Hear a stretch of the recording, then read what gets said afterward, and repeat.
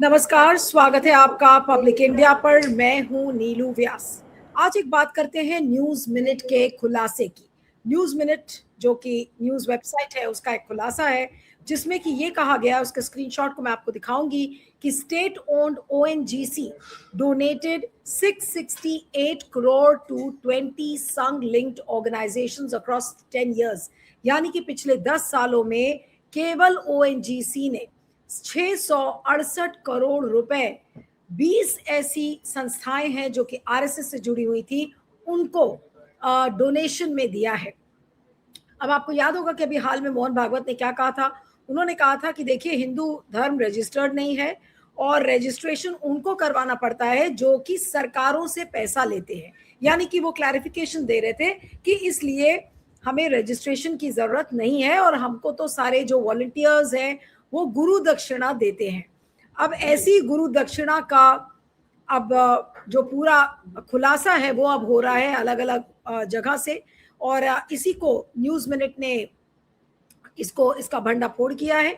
एक उनकी इन्वेस्टिगेशन है न्यूज मिनट की। अब उसको ग्राफिक्स के जरिए अब आपको थोड़ा सा दिखाऊंगी कि उसमें क्या है, लेकिन मोटा मोटा पहले बता देती हूँ, फिर ग्राफिक्स को प्ले करूंगी कि the news minute investigation reveals that the state owned oil and natural gas corporation, one of India's top public sector undertakings, donated 670.97 crore to 20 Sangh linked organizations starting from 2013। 2013 से ONGC ने sponsor करना शुरू किया था या donation देना शुरू किया था। One of the total amount, a little less than 3 crores was given to 3 of the 20 organizations। यानी कि 3 करोड़ से थोड़ा कम कुछ 3 ऑर्गेनाइजेशंस को दिया था 2013 और 15 के बीच में। And the rest of the funds were disbursed over the 10 years that follow. तो 2013 और 15 के बीच में 3 ऑर्गेनाइजेशंस को 3 करोड़ से कम कम रुपए मिले, और उसके बाद 10 सालों में सारे जो बाकी ऑर्गेनाइजेशंस थी उनको फंडिंग हुई। अब ONGC made these contributions from its corporate social responsibility funds through which it gives hundreds of crores to various organizations। अब इसका ग्राफिक प्ले करिएगा अगर आप बैकस्टेज में हैं। ये देखिए, from the first quarter of 2015 until the first quarter of 2025। अब ये ग्राफिक्स के जरिए आपको दिखेगा कि ONGC ने कितना डोनेट किया था। 4,531 करोड़ रुपए to over 2,000 organisations and projects across India. It's CSR annual report show. ये ONGC की जो CSR एनुअल रिपोर्ट है उसमें इसका मेंशन है। अब इस of this amount a little over 14.7% or 668.01 crore went to the 20 organizations that the News Minute identified as having links to the RSS। The main findings of this investigation do not include Sangh linked organizations। दूसरा plate जो है graphics का उसको play करिएगा। The 20 organizations that the News Minute identified fall into 3 broad categories. 9 are directly affiliated to the Sangh. 9 were either started by or are led by individuals with ties to the RSS, और 2 have worked with the Sangh। तो ये इसका खाका एक तरीके से, और उन सारे जो नाम है जो टॉप बेनिफिशियरीज हैं उनमें जो सबसे बड़ा बेनिफिशियरी है वो है स्वर्गद्यू स्यूकापा हॉस्पिटल। ये असम के शिवसागर डिस्ट्रिक्ट में है, और इसको लगातार आरएसएस की तस्वीरें उनके साथ हैं। फिर उसके बाद ONGC ने एक मेमोरेंडम ऑफ अंडरस्टैंडिंग BAVP के साथ साइन किया इसी हॉस्पिटल को लेकर 2017 में। और इस स्यूकापा हॉस्पिटल ये एम्पैनल्ड भी है इंडियन गवर्नमेंट के फ्लैगशिप हेल्थ इंश्योरेंस स्कीम जो आयुष्मान भारत प्रधानमंत्री योजना है उससे भी ये एम्पैनल्ड है। तो पूरा आप देख सकते हैं कि ये जो पूरा एक चक्र है वो इसमें समझ में आता है। उसके बाद कुछ और अलग अलग ऑर्गेनाइजेशंस है। कैंसर हॉस्पिटल है, उसके बाद एक स्वामी विवेकानंद योगा अनुसंधान है जिसको ONGC ने 15.53 करोड़ रुपए दिए। सेवा भारती को दिया 13.95 करोड़। फिर उसके बाद भारतीय विकास परिषद, उनको पैसा मिला है। इसी तरीके से राष्ट्रोत्थाना परिषद 11.6 करोड़ रुपए। जो स्कूल्स एकल विद्यालय फाउंडेशन चलाता है उनको 8.69 करोड़। तो इसी तरीके से ये तमाम ऑर्गेनाइजेशंस हैं जिनका खाका आज तैयार हुआ है। एकलव्य फाउंडेशन 4.72 करोड़। परम शक्ति पीठ जो साध्वी रितंबरा की है उनको 2.49 crore for a residential and a daycare center for children. Vivekanand Medical Research Trust 7.47 crore. और जो 3 रिमेनिंग ऑर्गेनाइजेशंस हैं, मोक्षदा पर्यावरण एवं वन सुरक्षा समिति, it is listed as an associate of Rashtriya Seva Bharati, which received 5.12 crore to install energy efficient green crematoriums in Delhi, Uttar Pradesh and other locations. दूसरा है Deen Dayal Research Institute, named after the RSS ideologue Deen Dayal Upadhyay and founded by the RSS Pracharak and former Rajya Sabha member and Bharat Ratna awardee Nanaji Deshmukh, received 1.13 crore. Similarly, महाराजा शिव छत्रपति प्रतिष्ठान trust, उसको करीब 1 करोड़ रुपए मिले हैं for a 5-day cultural programme on Maratha warrior king Shivaji. तो ये जो सारी हैं, और उसके बाद आप ओएनजीसी और बीजेपी का जो कनेक्शन है बहुत क्लोज, आप उसको देखिए. बीजेपी के एमपी और स्पोक्स पर्सन संबित पात्रा, उनको अपॉइंट किया गया था as a non official director board पर ओएनजीसी के. वो 3 साल तक थे और बहुत सारे क्रिटिक्स ने इसको क्वेश्चन भी किया था कि उनकी एलिजिबिलिटी क्या है, उनका रोल क्या है. आपने जबरदस्ती उनको वहां पर ठूस दिया है. इसी तरीके से ONGC's other donations include 300 crore to the Prime Minister's Citizens Assistance and Relief in Emergency Situations, यानी कि PM CARES ने पे भी उन्होंने डोनेट किया है. 2023-2024 में ONGC ने 1.12 करोड़, एक ऑर्गेनाइजेशन है Deen Dayal cow science and training centre Mathura, उसको दिया है. जितनी भी सारी PSUs हैं, ONGC, Indian oil corporation limited, Hindustan petroleum corporation, Bharat petroleum corporation limited and all India limited reportedly gave 146 crore for the Statue of Unity in Gujarat और between 2016 and 2019. तो ये कुछ चीजें हैं जो आज न्यूज मिनट ने इसका उजागर किया है. लेकिन RSS की ये के ऊपर ये कितना बड़ा खुलासा है, आज इसको हम समझने की कोशिश करेंगे. हमारे साथ वरिष्ठ वकील और एक्टिविस्ट अरुण अग्रवाल जी हैं. अरुण जी, आपका स्वागत है. Thank you so much for joining. और इस न्यूज मिनट के इन्वेस्टिगेशन पर क्या कहेंगे सर, क्या संकेत देता है ये? अनम्यूट कर लीजिएगा. हाँ हाँ, बोलिए सर, बोलिए. आ रही है? हाँ बोलिए सर, बोलिए सर. हाँ, तो नमस्कार नीलू जी. देखिए, ये दिखाता है कि एक और तरीका भाजपा का और आरएसएस का, जिससे कि पब्लिक फंड को लूटा जा रहा है. अपने ऑर्गेनाइजेशन में उसको अगर हॉस्पिटल भी हो या स्कूल भी हो तो उससे अपने उसको फंड करते हैं और उसमें जो प्रॉफिट कमाते हैं वो इनके जेब में जाता है. और ये छोटा मोटा लूट नहीं है, बहुत बड़ा लूट है. ये तो आपने केवल ONGC का बताया, जिस पर हम आएंगे बाद में. ये टोटल फंड जो एक साल में जो 2% जो कंपनियां प्रॉफिट कमाती हैं, उसका 2% नेट प्रॉफिट का उनको CSR fund, corporate social responsibility जिसको कहते हैं, में उनको स्पेंड करना है. ये पहले एक वॉलंटरी था 2007 में, उसके बाद उसको सेमी वॉलंटरी बनाया गया और 2013 में इस पर एक 136 section 135 of the companies act में उसको मैंडेटरी कर दिया गया. तो एक जो अच्छे इंटेंशन से जो कानून बनाया गया था, उसके जरिए से भारतीय जनता पार्टी और आरएसएस ने अपनी लूट चालू कर दी. अब ये 40,000 करोड़ तो टोटल होता है. आपने ONGC में देखा कि कैसे 10 साल में जो आपने बताया कि 800 करोड़ या जितना है 600-700 करोड़ जो है इनको गया केवल. लेकिन जो और सब कंपनियां हैं, उनका जैसे ही रिजल्ट आता है तो जितने भी ये पॉलिटिकल, ज्यादा करके भाजपा ही लोग हैं पावर में, वो कंपनी पर दबाव डालना चालू करते हैं कि हमको पैसा दीजिए, हमको पैसा दीजिए, हमको पैसा दीजिए. और ये पैसा जो 40,000 करोड़ है, आप मान के चलिए कि 25,000 करोड़ ये इनके और इनके कहने पर दिया जाता है. और इससे ये क्या करते हैं, 2 तरह का ये इनको फायदा होता है. एक तो अपनी थोड़ी वाहवाही लूटते हैं कि देखिए हम स्कूल चला रहे हैं, हम अस्पताल चला रहे हैं, ये सारा माफिया का कलेक्शन है.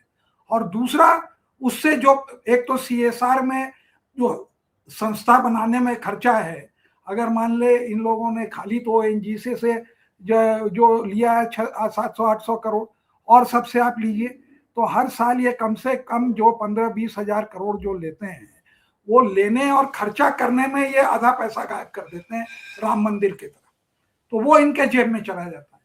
उसके बाद जो संस्था बनती है, उस संस्था में जो प्रॉफिट होता है उसको अपने जेब में रख लेते हैं और बाहर में गुडविल कमाते हैं। ओ देखिए आरएसएस, ओ देखिए ये काम कर रहा है, वो काम कर रहा है। कुछ ये इन लोगों को खाली हर संस्था को लूट के पैसा कमाना और झूठा नाम कमाना इनका धंधा हो गया है।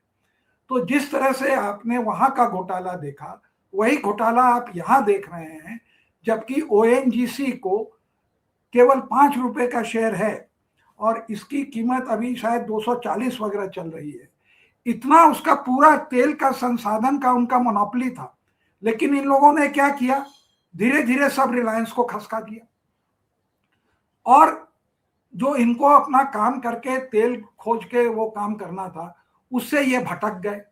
मणिशंकर अय्यर जो पेट्रोलियम मिनिस्ट्री जिनको मिली थी 2005 में, उनको जो सख्ती करने लगे तो उनसे वो मिनिस्ट्री छीन ली गई और किसको दिया गया, ये देवरिया को दिया गया, मिनल देवड़ा, जिसका लड़का जो है डिफेक्ट कर गया है, बहुत कांग्रेसी बनता था, अब अपने को वो राहुल गांधी से भी मुरली देवरा के बेटे, आप मुरली देवरा के बेटे की बात कर रहे हैं, मिलिंद देवरा की, जो डिफेक्ट किया, वो डिफेक्टर और बाप रिलायंस का क्लोज। तो कांग्रेस के समय में भी इनकी वो नजदीकी थी रिलायंस की कि हम अपने आदमी को पेट्रोलियम मिनिस्ट्री बनाए। तो उससे हुआ क्या कि पूरा जो रसायन जो ओएनजीसी की मोनोपोली थी, वो अब रिलायंस की मोनोपोली हो गई। और रिलायंस जो पहले एक बहुत नामी आदमी होते थे, जो कि एकदम पेट्रियट और नेशनलिस्ट थे, जो कि ओएनजीसी के चेयरमैन थे, राहा साहब करके, वो 2005 में जब मणिशंकर अय्यर ने मिनिस्ट्री छोड़ी तो उनका टर्म नहीं रिन्यू किया मुरली देवड़ा ने, तो उससे जो क्षति हुई। और बाद में वो पहले क्या हुआ कि जो ओएनजीसी का चेयरमैन था वो जाके रिलायंस को ज्वाइन कर लिया। तो हमारे जो तेल के भंडार थे उसका पहले हरण हुआ, अब जो पैसे प्रॉफिट में आ रहे हैं उसका ये जो है ये लोग अपने जेबा में। अब आप देखिए कि वो रीतांबरा को इन्होंने जो है 2.5-3 करोड़ दिया उसके संस्था। तो कोई एक लिमिट होती है लूटने की। इन लोगों ने हजारों करोड़ रुपए पीएम केयर्स फंड में दिए हैं। मुझे ये नहीं समझ में आता कि फिर मोहन भागवत किस मुंह से कहते हैं कि देखिए रजिस्ट्रेशन तो वो लोग करवाते हैं जो सरकार से पैसे लेते हैं। अब ओएनजीसी से अगर ये लोग डोनेशन में पैसे ले रहे हैं तो वो जायज है। नहीं, ये इनका देखिए, ये मोहन भागवत जो है ना, ये अपने कम पढ़े लिखे हैं, खाली ग्रेजुएट हैं वेटनरी साइंस में, तो सबको ही को अनपढ़ समझते हैं और ये सोचते हैं कि हिंदू धर्म के हम ठेकेदार हैं, हम ही वेटिकन हैं और हम ही पॉलिटिकल, रिलीजियस, सोशल, हर लेवल पे हम हिंदू धर्म के ठेकेदार हैं। कौन सी डिग्री है भैया तुमको? एक मोरालिटी तुम्हारी क्या है, तुम्हारी और संघ की और इसकी? तुम्हारी तो मोरालिटी जो है वो तो हरदम गद्दार वाली मोरालिटी है। यही काम आपने इंडिपेंडेंस मूवमेंट में किया, अंग्रेजों से मिले गए। उसके पहले जो आपका कास्ट बेस है वो मुगलों से मिला रहा, उसके बाद उसके पहले जब स्लेव डायनेस्टी आई तो वो भी मिले रहे, नहीं तो कोई भी बाहर का आदमी राज तो कर नहीं सकता था। तो ये अपने को ठेकेदार समझते हैं। तो ये कुछ नहीं है, एक जो माफिया जैसे रजिस्टर नहीं होता है वैसे ये नहीं रजिस्टर होते हैं। जैसे माफिया में पूरा रोकड़ा और कैश में काम होता है, बैंक अकाउंट से नहीं होता है, वैसे ही ये पूरा चंदा कैश में लेते हैं। अब आप सोचिए कि गांव गांव, शहर शहर, कस्बे कस्बे में जो ये सो कॉल्ड गुरु दक्षिणा जो ली जाती है, या राम मंदिर के नाम पर जो चंदा लिया गया, वो सारा का सारा कैश में लिया गया। आप कोई भी चेक या यूपीए का पेमेंट नहीं दिखा पाएंगे और वो कैश जो है वहां तक पहुंचता है। अब उसमें कौन कितना खाता है, किस लेवल पर खाता है, कौन सा उसमें इनकम टैक्स दिया जाता है। मैं एक सिंपल सी बात मोहन भागवत से पूछता हूं कि अगर आप एक रजिस्टर्ड ऑर्गेनाइजेशन जिसमें कि चूंकि आपकी सत्ता में भागीदारी थी 1978 में जब एचएम पटेल बने थे फाइनेंस मिनिस्टर, तो दबाव में आपने एग्जम्पशन ले लिया। एग्जम्पशन का क्या मतलब है कि आप इनकम टैक्स रिटर्न नहीं फाइल करेंगे, आप ये नहीं बताएंगे कि आपके संस्था में कौन कौन मेंबर है, जिसको मन में आया वॉक इन जैसे होता है ना, जब मन में आया अंदर आ गए, जब मन में आया बाहर चले गए, अंदर आके 4 मर्डर कर दिए, फिर बाहर निकल गए और कहे कि हमको तो आपने कह दिया, इससे हमें कोई मतलब नहीं है। तो उनको समझना चाहिए कि वो दिन चले गए, आपको रिटर्न फाइल करनी है। आप खाली रोकड़े में काम करते हैं। जो 50,000 से ज्यादा अगर डोनेशन देता है, ही इज टैक्सेबल, तो वो भी आपके ऊपर नहीं लागू हो रहा है। तो आप सोचते हैं कि चूंकि मेरा एक पॉलिटिकल ऑर्गेनाइजेशन, आरएसएस कुछ नहीं है, होल्डिंग कंपनी है एपेक्स, इसके अंदर में एक पॉलिटिकल विंग है जिसका नाम है बीजेपी, और एक जो है लाठी भांजने वाला है वो एवीपीपी, और वो दूसरा जो है ये सारे जो हैं इस उग्रवादी लोग जो जितने भी हैं, तो वो सब उनके एफिलिएट। तो इन लोगों का काम है कि हम अपनी आइडेंटिटी हाइड करें, तो सब काम रोकड़े में करते हैं। तो लेकिन जब हॉस्पिटल और स्कूल से ये पब्लिक में अपना फेस दिखाना होता है, तो पैसे की जरूरत होती है, तो वो चेक से ले लेते हैं। ओएनजीसी जहां पर वो दबाव डायरेक्टली दबा के लेते हैं, और सब भी पॉलिटिकल कंपनीज के अंदर में कि हम तुम्हारा रेट कर देंगे, ये कर देंगे, उससे ये सीएसआर के पैसे लूटते हैं, जो इनके, चूंकि ये कैश में काम करते हैं तो इनका सब जेब में जाता है। इसीलिए ये रजिस्टर नहीं होते हैं, क्योंकि इनको रोकड़ा चाहिए, अपने लिए चाहिए। अगर नहीं करते तो सारा चेक से लेके आप अकाउंट तो करते कि आपने, कि हमको यहां से इतना इतना पैसा मिला। अब जिस आदमी ने दिया पैसा, मान ले आप आरएसएस की हैं, आप आई, हम आपको जानते हैं किसी तरह से, तो हम आपसे रसीद भी नहीं मांगेंगे, लेकिन आप रसीद काट भी देंगी तो वो उसका कोई मतलब नहीं है, क्योंकि वो तो अकाउंटिंग करना नहीं है। एक फर्जी रसीद कोई भी जो है उसको प्रिंट करके, कोई उसकी वैधता या कोई उसकी क्या कहते हैं, चार्टर्ड अकाउंटेंट से ऑडिट, तो वो रसीद होती नहीं है कि हमने इतनी रसीद इशू की, इतना पैसा आया। अब वो चंदा इकट्ठा करता है एक आदमी 5 लाख रुपया, 2 लाख अपने जेब में, 3 लाख आगे सरकार देता है, जहां आगे सरकारता है वो भी अपने जेब में। आरएसएस देखती है कि अरे पैसा तो हमको मुफ्त का आ रहा है, आने दो। ये हायरार्की बनी हुई है। तो कोई भी अगर आप रजिस्टर्ड नहीं है, लेकिन मुफ्त का पैसा देते भी हैं अगर ये लोग, ओएनजीसी जैसे ऑर्गेनाइजेशंस दे रही हैं। अब ओएनजीसी ने अपनी तो एनुअल रिपोर्ट बनाई है ना, उसमें क्या, उसमें तो मेंशन्ड है कि भाई आपने आरएसएस को दिया है, तो अभी आरएसएस धड़ल्ले से कहता है कि नहीं हम तो किसी से पैसा लेते ही नहीं है, गुरु दक्षिणा मिल रही है। ये आरएसएस के सब्सिडरी को दिए, जिनके पास बैंक अकाउंट है, जो रजिस्टर्ड है, जो धंधा करते हैं।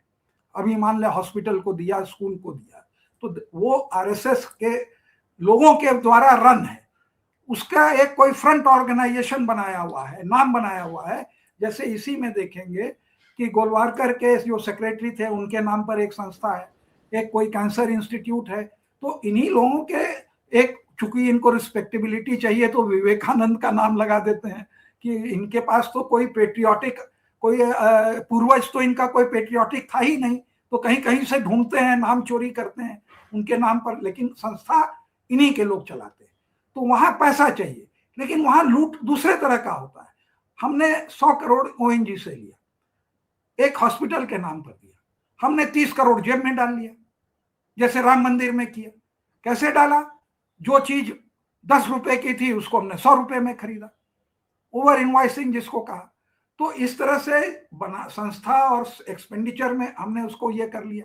और जब हमने चलाया, जैसे अब एक हॉस्पिटल है तो उसका जनरल वार्ड का दाम जो है इन्होंने 900 रुपया रखा है, वो सिंगल क्यूबिकल का 3,000 रखा है, आसाम में वो इतना महंगा रखा है। तो उसके ऊपर जो प्रॉफिट आया उसमें भी इनका हिस्सा हो गया, और कहने को हो गया कि हम देखिए चैरिटी कर रहे हैं।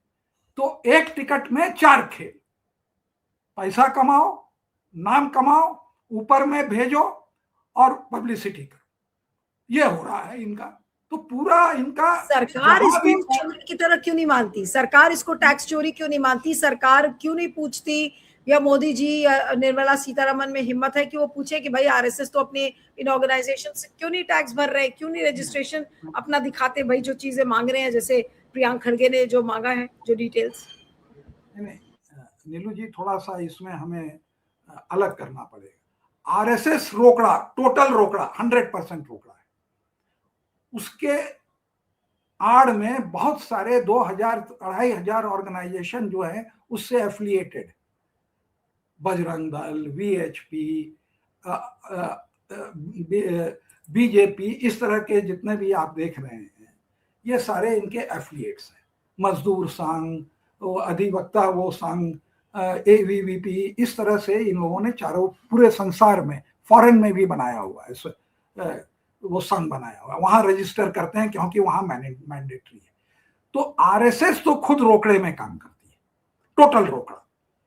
जो उसके और संस्थाएं हैं, ऑर्गेनाइजेशन है, उनके रजिस्ट्रेशन है, उनके बैंक अकाउंट है, क्योंकि ये ऐसी एक्टिविटी कर रहे हैं उसमें ये सब मैंडेटरी है, उसके बिना ये नहीं कर सकते। वो ये नहीं कह सकते हैं कि हम आरएसएस से एफिलिएटेड हैं तो उसको जो आपने रियायत दी है नहीं रजिस्टर होने की, वो आप मुझको भी दीजिए, ये आप नहीं कह सकते। तो वो सब धंधे को रजिस्टर होके करते हैं।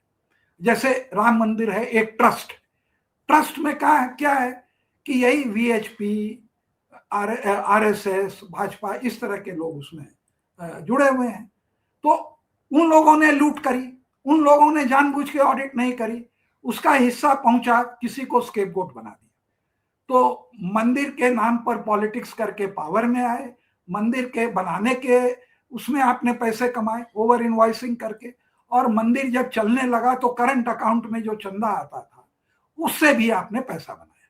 तो आपको 3 तरह की कमाई हो गई, पॉलिटिकल कमाई, ये एक्सप्लॉइटिंग ऑफ इमोशन, कंस्ट्रक्शन में, तो ये सब तो बैंक अकाउंट के थ्रू हुए ना, और फिर चंदा में कि आधा दिखाओ और आधा मत दिखाओ, बाकी सब भेज दो। तो वही मॉडल जो है इन संस्थाओं का है, हॉस्पिटलों का है। वो मैं आपको समझा रहा हूं कि हॉस्पिटल और स्कूल के अकाउंट हैं, अभी स्कूल चला रहे हैं तो वहां पर वो अपनी उसके साथ साथ शाखा लगाएंगे। अब शाखा में जितनी गंदगी होती है वो सब करेंगे। तो बच्चों को एट अ यंग एज ये कर लिया। पैसे कहां से आए? ये विद्या भारती के ये पैसे आए सीएसआर फंड से। ये हो रहा है, आप समझ रहे हैं? अपनी आउटरीच में जो है ये अपना पूरा बच्चों का दिमाग भी प्रदूषण और ये क्या कहते हैं अलगाववाद और जातिवाद और इससे जो है कम्युनल से उसको भरते हैं। कहीं कहीं पर ये उन लोगों का बॉडी एक्सप्लॉयटेशन करते हैं, जैसे कि आपने वो केरला में देखा जो आदमी ने सुसाइड किया कि क्या हो रहा था। तो ये सारा जो हो रहा है उसके पीछे ये पैसा जो आ रहा है ये एक पैसा चेक से आ रहा है। तो इनकी जो चैरिटी है, मैं ये कहना चाहता हूं, वो भी करप्शन बेस्ड है, चंदे से लेके एक्सपेंडिचर तक। मतलब चंदे में भी चोरी है, डोनेशन और चंदे में भी ये धंधा जो है। जी सॉरी सर कुछ कह रहे? चंदे में भी धंधा है। हाँ, चंदे में भी धंधा है। ये नहीं, मैं लेकिन आपको ये न्यूज मिनट की स्टोरी के बाद आपको लग रहा है इसका कोई असर होने वाला है, या फिर इतने थिक स्किन्ड है कि कोई फर्क नहीं पड़ता इनको? ये वोट जो है रिगिंग करके ज्ञानेश कुमार और जस्टिस सूर्यकांत के होने के कारण ये मालूम है कि अब हम इलेक्शन नहीं हारेंगे, और हम जो भी करेंगे वो जो है वो हम करते जाएंगे। ये अब फासिस्टवाद का जो है अंतिम चरण है, और जब वो रिबेलियन होगा तो बहुत लंबा रिबेलियन होगा, क्योंकि लोग अंदर से हर तरफ से दबे जा रहे हैं। और यही उनको जुडिशियल प्रोटेक्शन और इलेक्शन कमीशन का प्रोटेक्शन मिला हुआ है। इसी कारण से आप देखते हैं कि जो जजेस कलकत्ता में एडिशनल डिस्ट्रिक्ट जजेस जो ईआरओ का काम कर रहे थे, उन्होंने 70% बोकस वोटिंग अलाउ की है। माने वो 70% बेईमानी किए हैं। और वो किनके आदमी थे? सूर्यकांत के आदमी थे। क्यों आदमी थे? 142 में उनको अपॉइंट किया था, जबकि उनको पावर नहीं था। मैं इसलिए कह रहा हूं, और जो लोग जानते थे वो डे 1 से कह रहे थे कि एसआईआर होने देंगे। अब वो रिग हो गया। ममता बनर्जी जो सबसे स्ट्रांग लीडर थी, उनसे पावर छीन लिया, पैसा छीन लिया, वो कर दिया, सड़क पर ले आए। अब फिर से बेईमानी कर रहे हैं, उनके एमपी को छीन के, उनके पैसे को छीन के, और सबके सब चुपचाप बैठे हुए। तो ये इनका मॉडल है। आप समझ रहे हैं? वो कानून का और जबरदस्ती का और गलत आदमी को जगह पे बैठाने का। इसीलिए किसकी हिम्मत है? वो कॉर्पोरेट वाला, आप इनको तो छोड़िए, महिंद्रा एंड महिंद्रा को प्रॉफिट होता है। मैं कोई भी कंपनी ले लीजिए, शायद बजाज को छोड़ के, उनका आदमी आके कहे, जिस दिन प्रॉफिट डिक्लेयर होता है ये कह देते हैं देखिए अब आपको 2% CSR में है, हमको आप जो है 50 लाख दीजिए, 1 करोड़ दीजिए, 2 करोड़ दीजिए। सारे भाजपा के चमचे वहां पहुंच जाते हैं कंपनी के पास। ये 40,000 करोड़ का फंड है हर साल। तो ये तो एक माने जो खुली है ये तो केवल ONGC की खुली है। तेल तो तुम निकालते नहीं हो, तुम्हारे 5 रुपए का शेयर 250 रुपए में चल रहा है, जबकि पूरा तेल वो ठट से ये भी रहते हैं। जाइए आप इनका देखिए क्या तामझाम है हर अफसर का, किस तरह से रहते हैं, राजा के तरह रहते हैं, क्यों नहीं पूछेगा कोई। और जब छोड़ते हैं तो फिर जाके रिलायंस में नौकरी करने लगते हैं, क्योंकि उनको पूरा डेटा मालूम रहता है। चेयरमैन ने यही काम किया। राहा साहब को जो निकाला, he was the last chairman जो कि पॉलिटिशियन के सामने खड़े होते थे। ये और मनीष, आपने एक बड़ी इंपॉर्टेंट बात कही। आपने कहा कि अब ये नॉर्म बन गया है कि ONGC और PSUs में जो काम करने वाले लोग हैं वो रिटायरमेंट के बाद रिलायंस जैसी कंपनीज में जाकर बढ़िया पे पैकेट पे नौकरी कर लेते हैं। और उसकी वजह ये है कि सॉरी नहीं ठीक, आप कंप्लीट करिए। हाँ नहीं मैं ये पूछ रही थी कि ये बात भी इम्पोर्टेंट है लोगों को बताना, जो आपने अभी एक्सप्लेन किया कि ONGC में ये सारा घालमेल करने के बाद फिर ये मोटी सैलरीज पे ये लोग रिलायंस जैसी कंपनीज में चले जाते हैं। तो रिलायंस को उठाने के लिए रिलायंस इनको हायर करेगा, रिलायंस की मजबूरी हो जाती है। नहीं देखिए, उसमें ये बात पूरी इस तरह से नहीं है। कुछ लोग तो रह के ही मदद करते हैं, वो ट्रांजैक्शनल होता है। कुछ लोग इतने उपयोगी होते हैं कि उनको रिटायरमेंट के बाद ले लिया जाता है, ईदर फॉर देयर नॉलेज, या उन्होंने उनको मान ले मैं कह रहा हूँ, ये नहीं है। वैसे लोग कहते हैं कि आपने जो है पूरा KG बेसिन का जो ऑयल का जो इनका सर्वे था, फाइंडिंग था, वो आपने मान ले रिलायंस को बता दिया और उनको कहा कि कहाँ पर तेल है वहां पर बिड करो। तो फिर आप जब रिटायर किए तो आपको अपने ऑयल डिवीजन का उन्होंने चेयरमैन बना दिया। कल आप ONGC के चेयरमैन थे।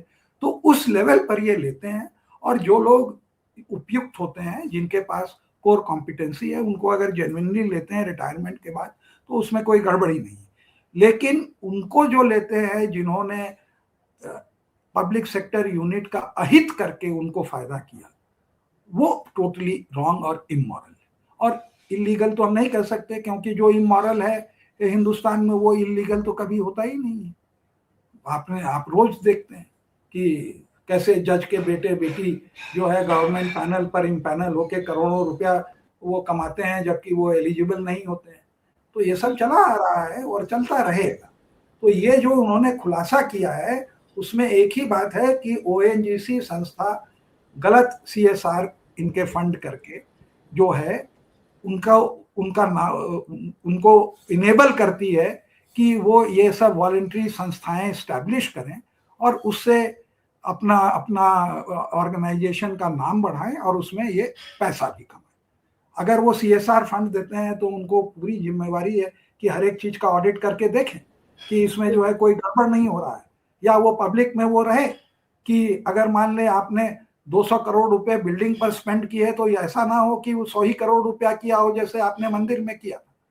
तो ये है इसकी वो जो मेन पॉलिटिक्स। और फिर जब आप कमा रहे हैं, अगर आप कह रहे हैं कि फ्री सर्विस देंगे तो उसके बाद भी आप जनरल वार्ड में 900 रुपया अगर आप एक वार्ड की बेड की रख रहे हैं तो क्यों रख रहे हैं भाई?